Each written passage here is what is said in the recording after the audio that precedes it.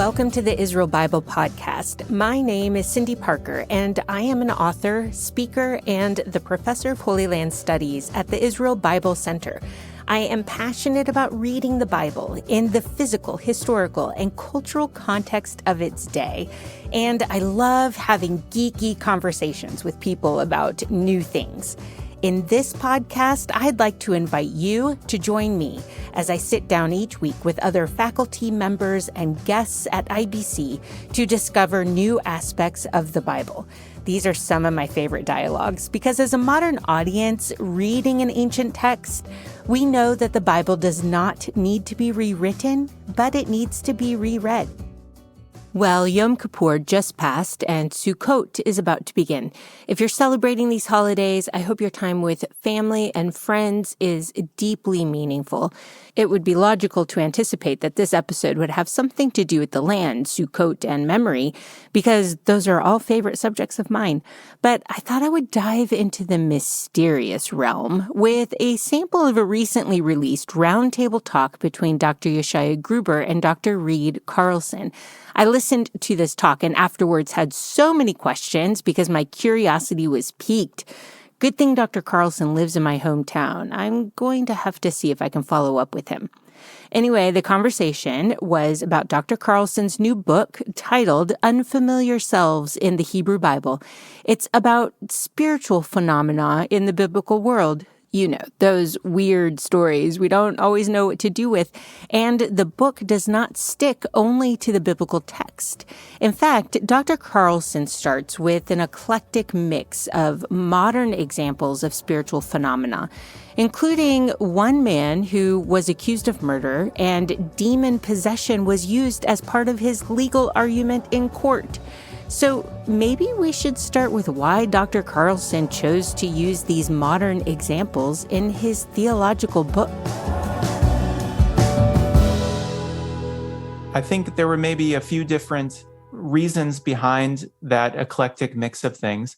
First, I was aware that probably for a lot of readers, if they hear about a book that's about spirit possession or spirit stuff more generally, it might conjure for them a particular setting, something familiar from, say, a Stephen King movie or something like that.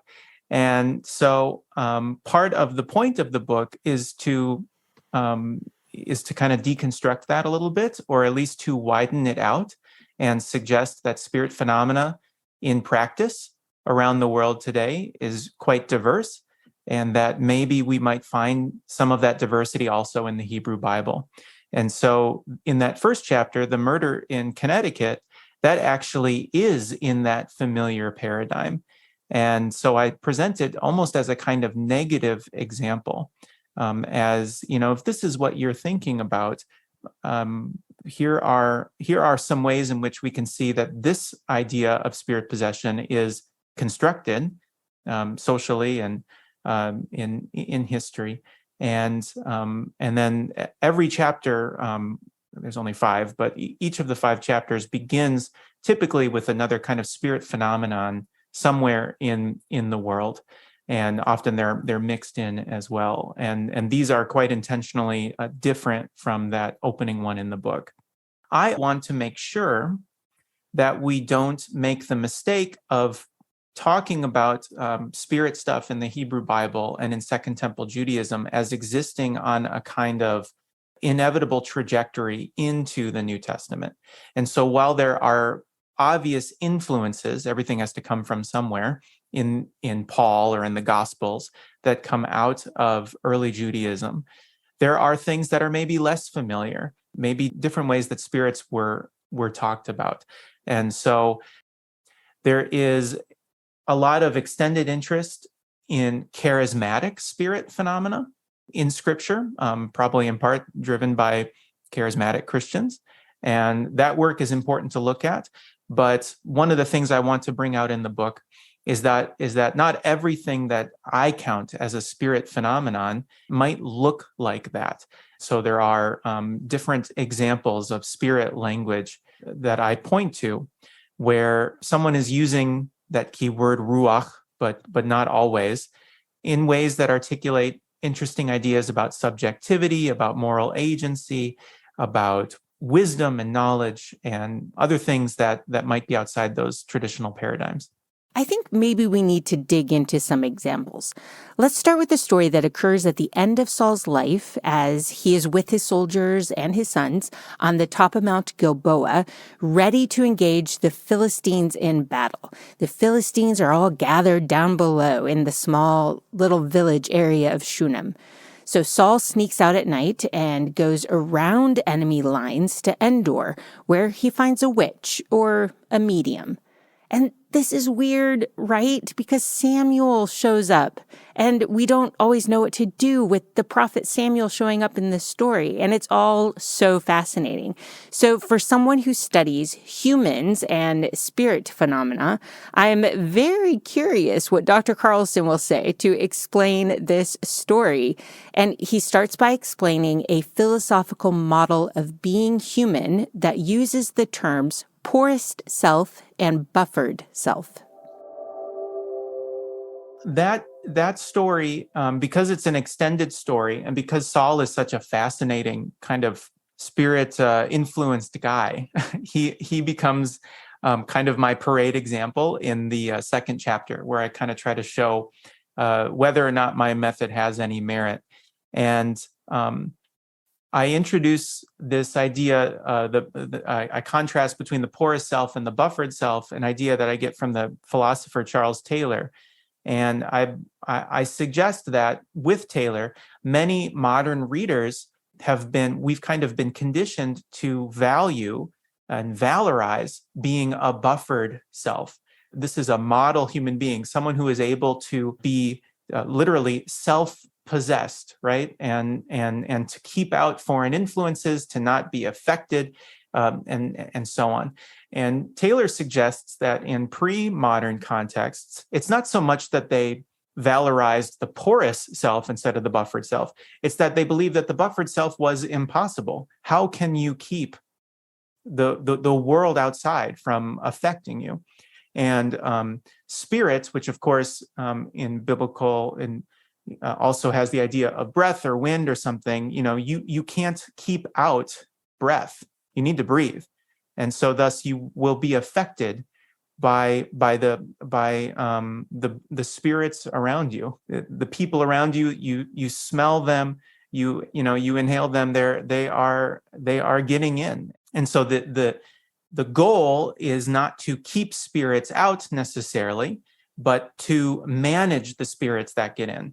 And this holds up with some comparison that I do with other cultures where spirit influence often manifests, at least initially, as a kind of ailment, which it does in Saul's case in 1 Samuel 16 and elsewhere. So that visit where Saul goes to the medium, I suggest is very familiar from ethnographic writing of people going to visit mediums in various places around the world. I use an example from Cuba of a spiritist medium. And so I suggest that Saul goes to visit this medium, and she basically does her job. She's a professional, and she hosts the spirit of Samuel within her body. And this is maybe the intervention that I seek to make, is that often this story is interpreted, especially in art. If you just kind of Google some pictures of it, you'll see that there's a kind of like ghostly figure or something, a third figure that's in the room with Saul and the medium. This is 1 Samuel 28 for people that want to look it up. And I suggest that she is actually just hosting the spirit of Samuel within her body. And when it's his lines, it's her speaking. Because modern readers are kind of assuming this idea of the buffered self, we would expect the narrator of the story to tell us this, to explain this to us. And I think that the narrator told us that she's a professional medium, and she is doing what she has been told to do. It's interesting, for instance, that there are several verbs for seeing in that passage, but Saul must ask her what she sees, and it's only after she describes a figure wearing a cloak, this fabled cloak that from Samuel and Saul earlier in chapter 15, that Saul realizes with whom he is speaking. I wonder, is there any indication, whether in this story or any of the other sources that you're looking at, as to how or why a medium like that would be able to, in a sense, compel Samuel to, I don't know what the appropriate term would be, but use her body or something like that? Yeah. Yeah. It is really troublesome. And if you look at the commentary, particularly like Christian commentary that has like a kind of homiletical bent, it's often a stumbling block as to, who is this? This is incidentally, this is part of the reason why I continue to use the term spirit possession in the book, which I have a long discussion on it, but this is a term that has been problematized, particularly because of its association with colonialism and actually the transatlantic slave trade specifically. But there is a kind of ambiguity in it about who is doing the possessing here. And it does seem like that she calls up this spirit against his will. Samuel is not happy about this, which it's clear to me that it actually is Samuel. It's interesting. Saul doesn't get much. Samuel's speech basically just rehashes everything he said in chapter 15. So it's not like he gets some new insight or anything like that. From the ethnographic literature, we might suggest that because she is a professional, perhaps she has an existing relationship with a spirit that helps her manipulate the unseen world in some way or something, or it could be, as I think, again, dealing with the literary presentation again, that this scene, we might say, that the final editors of that book are kind of allowing, they perceive God as allowing this practice to take place in order to hammer home just how lost and unfit for office Saul really is. And so I think there's different ways one could look at it. We see from the story of Saul and David, and you point this out in your book, that music plays an important role in interaction with the spirit realm. From David playing the harp, for example, to improve Saul's state. I wonder, how does this work exactly? Why is music important? I think Plato has a comment, it's not exactly similar, but about music being connected to the celestial spheres as well. And what about other physical things like scents and clothes and food that you've also been alluding to? I mean, are they as important as music, or, how would you describe these physical aspects that are taking place in our world with respect to spirit phenomena? These scant references to material in biblical literature is one of the places where I see an invitation to compare to the ethnographic literature, because ethnographic literature is often very rich with descriptions of the costumes that people are wearing and the special foods that are offered, the music, the ritual, the particular acts of the ritual, and so on. But this is consistent even with if your viewers are themselves people of faith who participate in various ritual acts, and how often ritual does strive to get more than just our intellect involved, whether it's in movement, whether it's taste. I come out of a Christian tradition, so of course I'm thinking of Eucharist and the movement forward and the taking of elements into the body, and music and incense and so on. And so when we find these places where the spirit is soothed by David playing the instrument, where one commentator suggested it's interesting that Saul changes his clothes before he goes to visit this medium.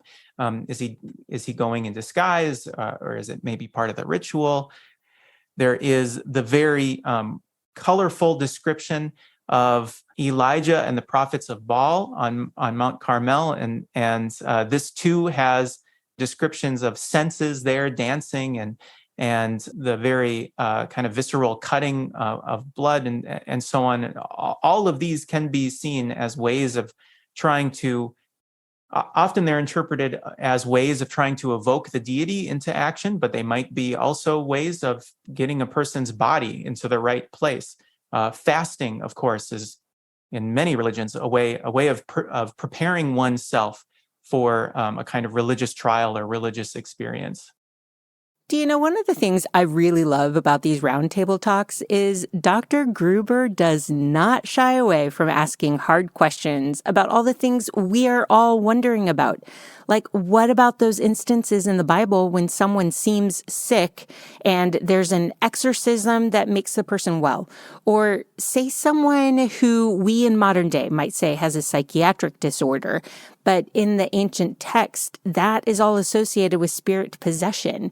Is our modern medical knowledge brushing away the need to explain something as spiritual? I believe that we do have evidence of distinctions between, say, mental illness and spirit influence in primary texts. But in ethnographic literature too, in cultures where spirit possession is practiced, we have distinction as well. And so for me, these are two overlapping spheres. It's not that mental illness or physical illness has nothing to do with that language. I think anyone reading the story of Saul has to see that this guy is dealing with something, right? Or dealing with many things. I think we underestimate the sophistication and the efficacy of using spirit language to describe things that are happening within our bodies. And so we underestimate people in antiquity or people around the world today and how they do that. And at the same time, we are kind of in denial about the way that we as moderns also use ideology or myth, if you will, to talk about the diseases that we have. And even though we have modern medical sophistication, we still have certain models that we use to talk about our sicknesses and so on. And so it's the harder answer to treat them as overlapping and to try to figure out where's the overlap and where isn't it. This leads us to question the development of ideas as we move from Israelite literature to Second Temple literature and the Gospels. The Gospels clearly talk about spirit phenomenon associated with mental or physical illness. Does anything change in the overall context of the time that will help us know how to interpret and understand these texts better? So I see the Gospels as reflecting a particular, we might say, stream out of which the rich spirit-filled world of Second Temple Judaism, if you will, one of the many streams that might have come out of it. The Gospels in particular are really arresting because of these scenes of demonic possession where someone is out of their mind. And also, I would say, one of the unique things about spirit possession in the Gospels is how effective Jesus is portraying in exorcising these spirits, whereas in a lot of literature, a spirit problem is often portrayed as a kind of persistent, we might almost say a chronic disease that is more managed than cured. Jesus is always just kind of wrapping it up quickly. And so I see it as one reflex of it, perhaps things that we can see hints of in various literatures from the Second Temple period. But even then, that notion of a spirit taking complete control and a person's personality completely absconding is not something I think we find very good evidence for in the Hebrew Bible or even in a lot of early Jewish literature. There are maybe a few places where you could maybe see it, but often in the Hebrew Bible, a person, when someone is, we'll say, possessed by the Ruach Adonai, they are still there, so to speak. Their personality is still there. And perhaps possession is too limiting. It's more of a spirit collaboration or something like that. And I see the New Testament as a very distinct particular direction. What about in the Dead Sea Scrolls? You talked about the community rule and several other texts, the Hodayot literature and some others, and they seem concerned as well to protect themselves from these influences. What's the approach that they take? Yeah, I think, and of course I have to give the disclaimer that the Dead Sea Scrolls are also not a unified systematic view, right? Different perspectives in this library. For instance, we have texts that seem to be influenced by a more sophisticated mythology in the Dead Sea Scrolls. These unknown spirits, sometimes they have names. They even have like personalities. They have a kind of will, or they're part of a kind of mission that is in opposition to God or something. The very famous treatise on the two spirits, as it's sometimes called in the community rule, has what's been called a dualistic determinist framework about everybody's on one side or the other. Which is the spirit that's influencing you, and this seems to be something influenced as much by a kind of mythology mapping of the cosmos as it is perhaps by experience. And in general, we might say that the Dead Sea Scrolls, the spirit phenomena of the Dead Sea Scrolls are often of a more eschatological nature than is the stuff we maybe find in the Hebrew Bible. You also find examples of spirits being associated with ritual impurity and particular diseases. Some of these texts are a bit fragmentary, as I discuss in the book, so it's hard to know what those associations are, but it is interesting when you think about, for instance, in the Gospel of Mark, how the principal name for spirits are unclean spirits, not demons, but unclean spirits. So again, you can see where some of this material in the New Testament is coming from. But it's just important it's important to recognize that that's not the only place, not the only direction it needs to go. Dr. Gruber and Dr. Carlson go on to discuss good and evil and fallen angels. You'll have to go to the Israel Bible Center's website to listen to the full discussion. And of course, I'll add an easy link in the show notes of this episode so you can find it quickly. But in conclusion, why should any of us pay attention to spiritual matters? Why does Dr. Carlson talk about this in his classes? What can we in the modern world learn from how the ancients thought about spirits? One of the prejudices that I hope to combat is that spirit stuff is somehow irrational or naive, and that people of faith who believe in that type of material are less sophisticated than their more stoic siblings in the church. This is often, ultimately, I think, racist. Often gender is wrapped up in it too. Women are sometimes perceived as being more spiritually porous. Perhaps men have just been socialized to be more spiritually buffered. I don't know. And the stereotype of an emotional, out of control woman or something like that can often be evoked and so on. And so I don't think people realize how their attitudes about spirits might be connected to other types of harmful ideas that they might not even realize that they harbor.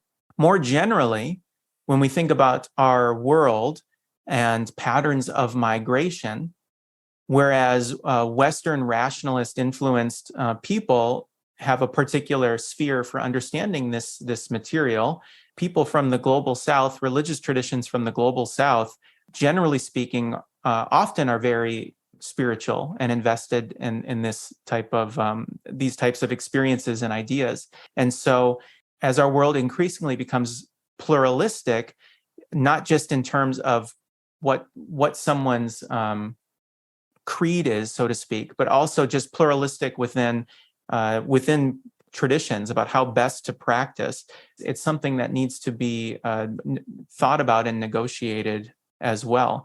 I cite some studies in the book that show that for people suffering from certain mental illnesses, if they come from the global South and they go to the study I'm thinking of was in the UK, if someone originates in a culture where spirit practice were common, it showed that for treating things like depression and anxiety, traditional spiritual methods were more effective than conventional psychotherapy, at least in reducing symptoms. And so this is not to say that medicine can't be trusted or something like that. But again, that theme of underestimating is something that I think we are closing off part of what it means to be human when we disregard this stuff so quickly. Even if you yourself don't want to participate in it, I think we can make room for it in religious discourse and in public spaces.